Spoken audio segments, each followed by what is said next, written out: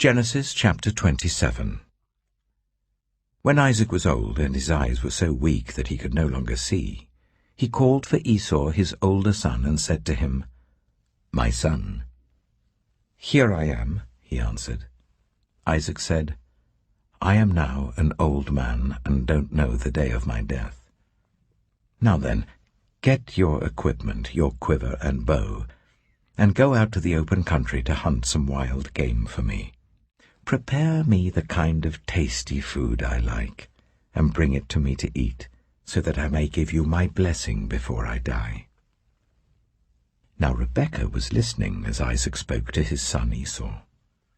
When Esau left for the open country to hunt game and bring it back, Rebekah said to her son Jacob, "Look, I overheard your father say to your brother Esau, 'Bring me some game and prepare me some tasty food to eat, so that I may give you my blessing in the presence of the Lord before I die.' Now, my son, listen carefully and do what I tell you. Go out to the flock and bring me 2 choice young goats, so I can prepare some tasty food for your father, just the way he likes it. Then take it to your father to eat, so that he may give you his blessing before he dies." Jacob said to Rebekah his mother, "But my brother Esau is a hairy man, while I have smooth skin. What if my father touches me? I would appear to be tricking him, and would bring down a curse on myself rather than a blessing." His mother said to him, "My son, let the curse fall on me. Just do what I say. Go and get them for me." So he went and got them and brought them to his mother, and she prepared some tasty food, just the way his father liked it. Then Rebekah took the best clothes of Esau, her older son, which she had in the house, and put them on her younger son Jacob. She also covered his hands and the smooth part of his neck with the goat skins. Then she handed to her son Jacob the tasty food and the bread she had made. He went to his father and said, "My father?" "Yes, my son," he answered. "Who is it?" Jacob said to his father, "I am Esau, your firstborn. I have done as you told me. Please sit up and eat some of my game, so that you may give me your blessing." Isaac asked his son, "How did you find it so quickly, my son?" "The Lord your God gave me success," he replied. Then Isaac said to Jacob, "Come near so I can touch you, my son, to know whether you really are my son Esau or not." Jacob went close to his father Isaac, who touched him and said, "The voice is the voice of Jacob, but the hands are the hands of Esau." He did not recognize him, for his hands were hairy like those of his brother Esau, so he proceeded to bless him. "Are you really my son Esau?" he asked. "I am," he replied. Then he said, "My son, bring me some of your game to eat, so that I may give you my blessing." Jacob brought it to him, and he ate, and he brought some wine, and he drank. Then his father Isaac said to him, "Come here, my son, and kiss me." So he went to him and kissed him. When Isaac caught the smell of his clothes, he blessed him and said, "Ah, the smell of my son is like the smell of a field that the Lord has blessed. May God give you heaven's dew and earth's richness, an abundance of grain and new wine. May nations serve you and peoples bow down to you. Be lord over your brothers, and may the sons of your mother bow down to you. May those who curse you be cursed, and those who bless you be blessed." After Isaac finished blessing him, and Jacob had scarcely left his father's presence, his brother Esau came in from hunting.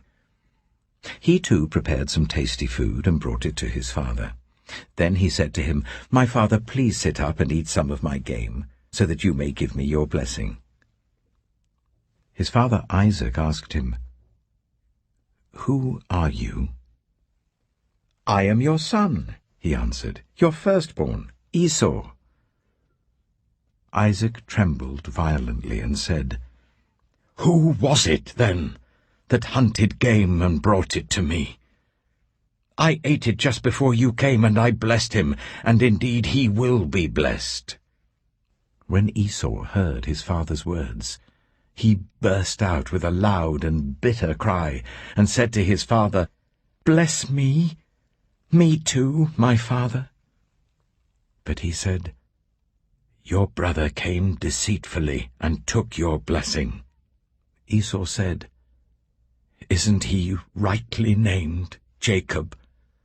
This is the second time he has taken advantage of me. He took my birthright, and now he's taken my blessing." Then he asked, "Haven't you reserved any blessing for me?" Isaac answered Esau, "I have made him lord over you, and have made all his relatives his servants, and I have sustained him with grain and new wine. So what can I possibly do for you, my son?" Esau said to his father, "Do you only have one blessing, my father? Bless me too, my father." Then Esau wept aloud. His father Isaac answered him, "Your dwelling will be away from the earth's richness, away from the dew of heaven above. You will live by the sword, and you will serve your brother. But when you grow restless, you will throw his yoke from off your neck." Esau held a grudge against Jacob because of the blessing his father had given him. He said to himself, "The days of mourning for my father are near. Then I will kill my brother Jacob." When Rebekah was told what her older son Esau had said, she sent for her younger son Jacob and said to him, "Your brother Esau is planning to avenge himself by killing you. Now then, my son, do what I say. Flee at once to my brother Laban in Haran. Stay with him for a while until your brother's fury subsides. When your brother is no longer angry with you and forgets what you did to him, I'll send word for you to come back from there. Why should I lose both of you in one day?" Then Rebekah said to Isaac, "I'm disgusted with living because of these Hittite women. If Jacob takes a wife from among the women of this land, from Hittite women like these, my life will not be worth living." Genesis chapter 28. So Isaac called for Jacob and blessed him. Then he commanded him, "Do not marry a Canaanite woman. Go at once to Paddan Aram, to the house of your mother's father Bethuel. Take a wife for yourself there from among the daughters of Laban, your mother's brother. May God Almighty bless you and make you fruitful and increase your numbers, until you become a community of peoples. May he give you and your descendants the blessing given to Abraham, so that you may take possession of the land where you now reside as a foreigner, the land God gave to Abraham." Then Isaac sent Jacob on his way, and he went to Paddan Aram, to Laban son of Bethuel the Aramean, the brother of Rebekah, who was the mother of Jacob and Esau. Now Esau learned that Isaac had blessed Jacob and had sent him to Paddan Aram to take a wife from there, and that when he blessed him he commanded him, "Do not marry a Canaanite woman," and that Jacob had obeyed his father and mother and had gone to Paddan Aram. Esau then realized how displeasing the Canaanite women were to his father Isaac.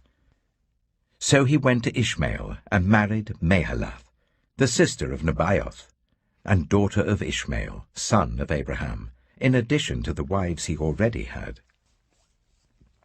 Jacob left Beersheba and set out for Haran. When he reached a certain place, he stopped for the night because the sun had set. Taking one of the stones there, he put it under his head and lay down to sleep. He had a dream, in which he saw a stairway resting on the earth with its top reaching to heaven, and the angels of God were ascending and descending on it. There above it stood the Lord, and he said, "I am the Lord, the God of your father Abraham and the God of Isaac. I will give you and your descendants the land on which you are lying. Your descendants will be like the dust of the earth, and you will spread out to the west and to the east, to the north and to the south. All peoples on earth will be blessed through you and your offspring.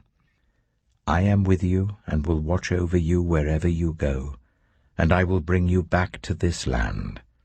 I will not leave you until I have done what I have promised you."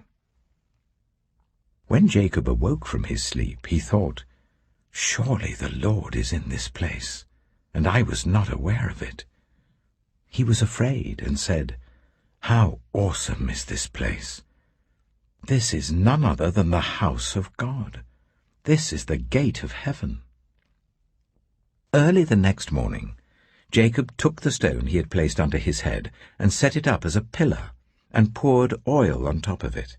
He called that place Bethel, though the city used to be called Luz.